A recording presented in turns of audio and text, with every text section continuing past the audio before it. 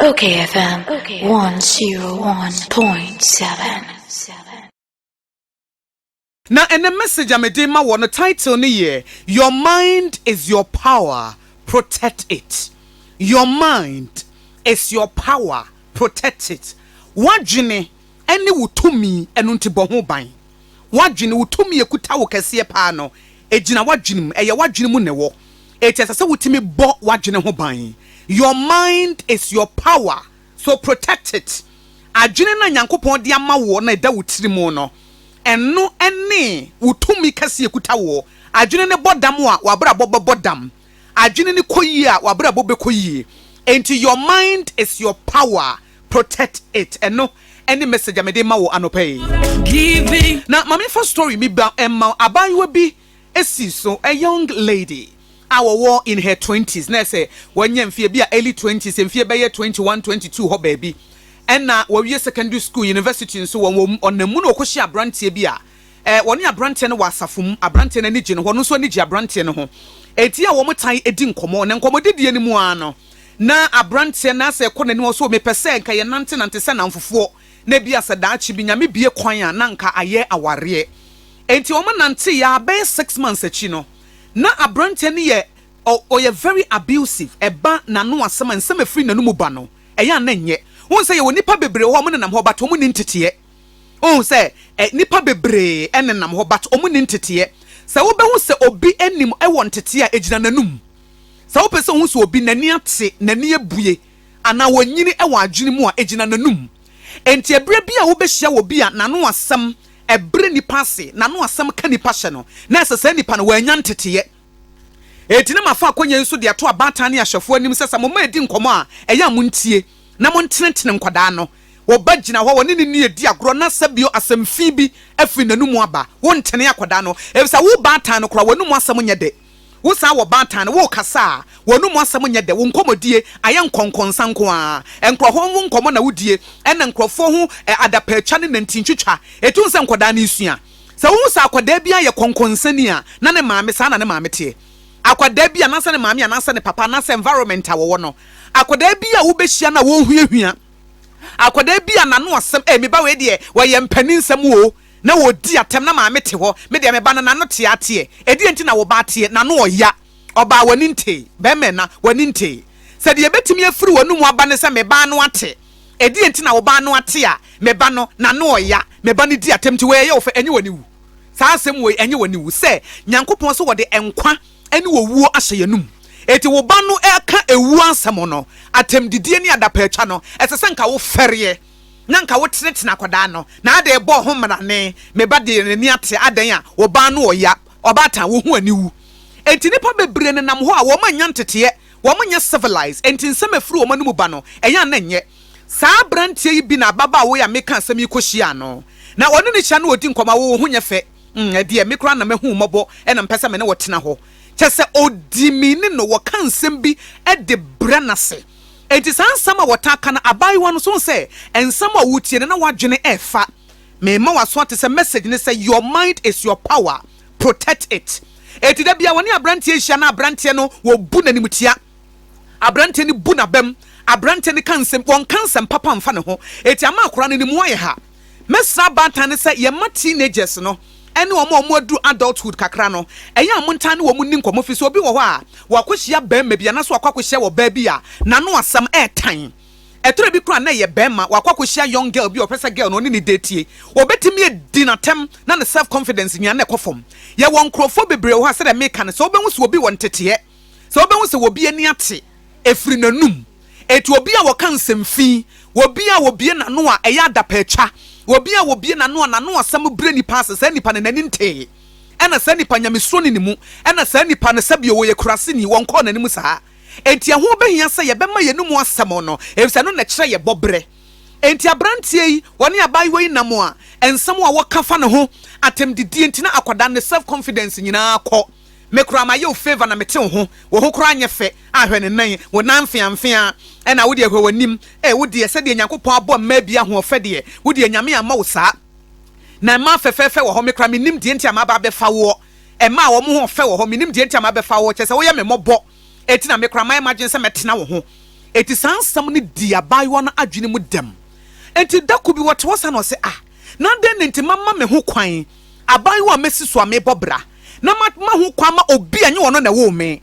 obi anye wono na tua me school fees wo bi a enye wono na han dan ma me damu obi anye wono na to aduane ma me die me bo me bra me ma me ne me papa wo me ena ma be hia no wo kwan mu ne yepese ye bobra na ni peti me de na no bra ma se na me ye entertain na me da so tete ni pay ho me da so tolerate sa relationship fun we be man nanum asem verbal abuse wonamwa na wokra wa ye tan ase ye kanipa wonka ho adenti na mama me ho kwan ama bi di sa be ma yechi ena akoda no ho she came to himself right to say the prodigal son a woji na japade free ne papa ho na wono call na kwan na kire woni mpre kokodidie no bible si na ni ba ne ho so na okase die nti na mete na me mpre kodidie mekọ me papa nche ebe ne to abai wo se na die ntia na be ma me se me ne wo hyehye se bi adache aware ye be ba wutimi gumani mas wutimi di matam wutimi ma me self confidence nya kofo na me da so di wachi na me kra die ne ha me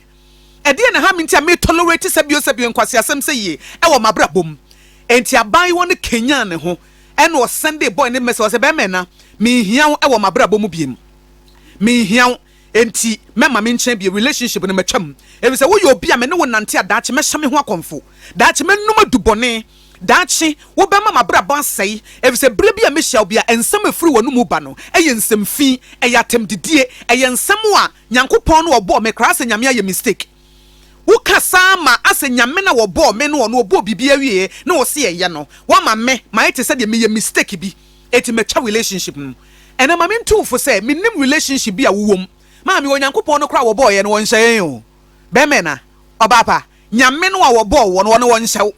adenti na wo entertain relationship wa emfaso bia eniso adenti na wo ni obi nam na se nipa kro no da bia wo bu abem da bia nipa ne ka wo hye na wo ntimi nya akokoduro na wo nchasa relationship ne mu na wo tolerate niam a ensam fata na wo soso se bio ensamfo so e wo wabrabom eneme wo ha e ka che wo se wadwene no your mind is your power so protect it bo ho ban ema wo bia mfa ensamfi ne niam a enya ewurawuram wo pe onyankopon wode won kwa ma wo eye wo dia wo life no wode a chew wonu nyame ne kra wan hyew waso wono kra wo pa na wo besom no wo pa men som no won hyew etime mma ho kwama nipa dasani biara nipa ne wo ho ade achia ne woni ho sa nipa no metena wo so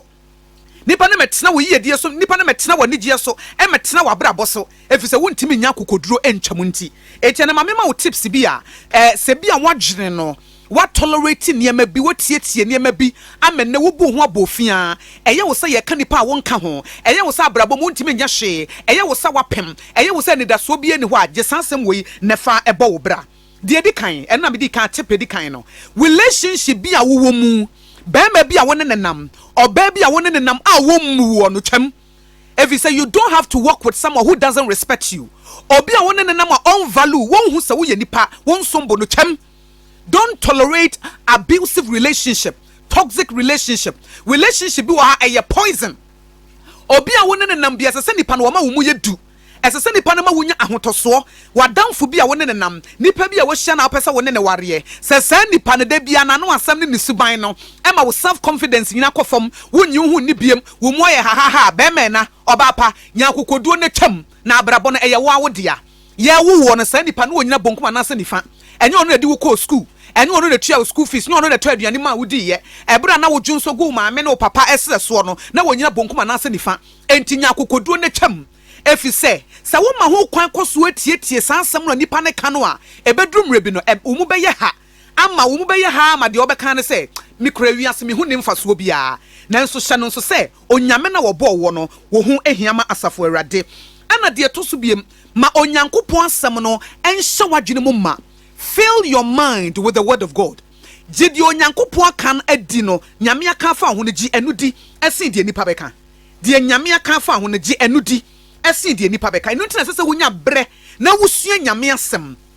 Enti Paul ka kire e the book of Romans say, do not be conformed unto this world, but be ye transformed by the renewing of your minds. Enti bra wodi nyankopon asem ewurawura wadwene mu no ebema omu ayedu. If says will become sembi na with the Tunyanko Sam and one boy bra, no tuni pane de atwachene, no afanyame de no. If so yamine ye kokroko, one on a yo boy dear, one the boss Sonia Sassy, one a bow ma one casan hunti do no cano. ɛno ne sese di hene de wano aka no ɛna sese ɛyɛ adeɛ kɛseɛ ɛwɔ wadwenem enti ɛno nso ne de ɛtɔ mienu a sua nyame asɛm fa ho na de nyame ayɛ wo no gitum saa na ɛbɛboa wo ɛna bɔmɔden sese wo kɔ social media messages ahodo a wotie no ɛyɛ messages a ɛhyɛ wo nkran enipa a wo follow wo ɛwɔ Facebook no ɛnyɛ nkrɔfo a ma wo feel depressed ɛnyɛ nkrɔfo ma wo yɛ te sɛ de wo yɛ nipa hunu wo ma wo follow wo ɛwɔ Instagram, Facebook, YouTube videos a wo share WhatsApp obi a wo send wo message no a nipa na ne messages na ya abambuo no sa nipa na block no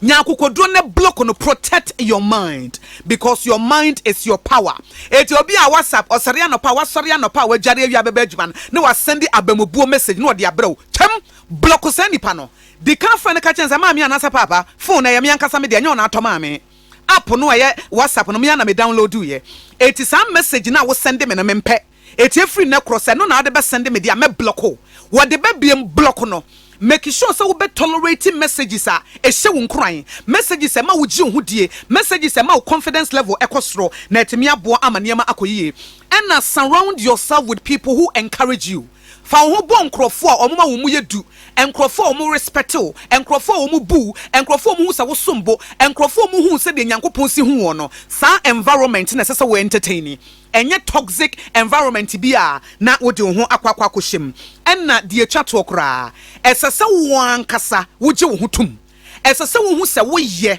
efso nyankopon wo bo ade nyina wie ye na wo se ye eti se nipa mbi mpo kamfo na wa nipa na wadwene mu no wonyi ntum sa wo sombo a enkosi aga se nipa nyina ka se wo ho ofe na wo ankasa na wo hu sa wo ho ofa enkosi aga eti enne see yourself the way God sees you kasa meti we me ho ofe efise onyame bia wo ye okokroko ene bo me